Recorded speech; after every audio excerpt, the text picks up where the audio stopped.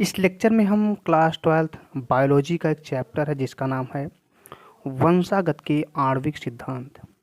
इसे इंग्लिश में molecular basis of inheritance कहा जाता है।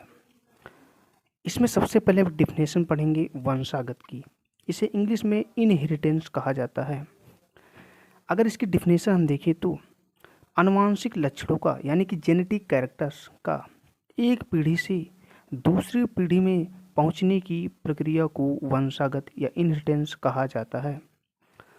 अब जेनेटिक कैरेक्टर कौन कौन से होते हैं जो कि एक पीढ़ी से दूसरी पीढ़ी में जानते हैं। मान लीजिए यह पहली पीढ़ी है, इसके लक्षण जो होते हैं अगर F2 यानी कि दूसरी पीढ़ी में अगर जाते हैं तो उसको हम वंशागत कहते हैं।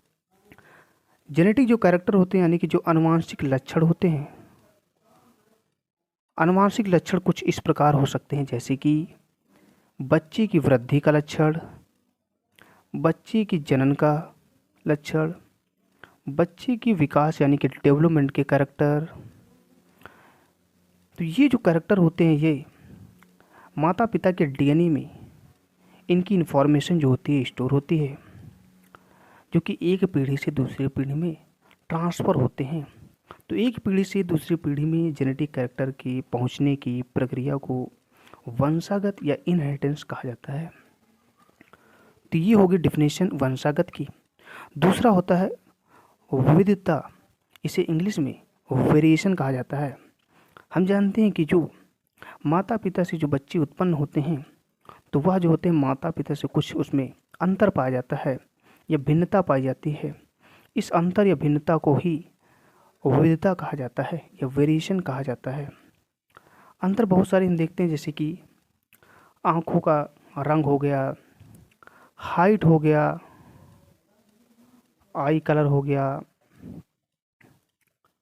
बालों का रंग हो गया, हाइट हो गया। बहुत सारे जेनेटिक जो होते हैं डिफरेंस पाए जाते हैं माता पिता से बच्चे में।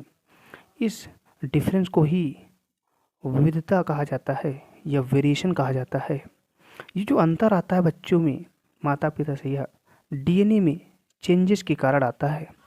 अगर डीएनए में चेंजेस हो रहा तो ये अंतर आपको देखने को मिल जाएगा।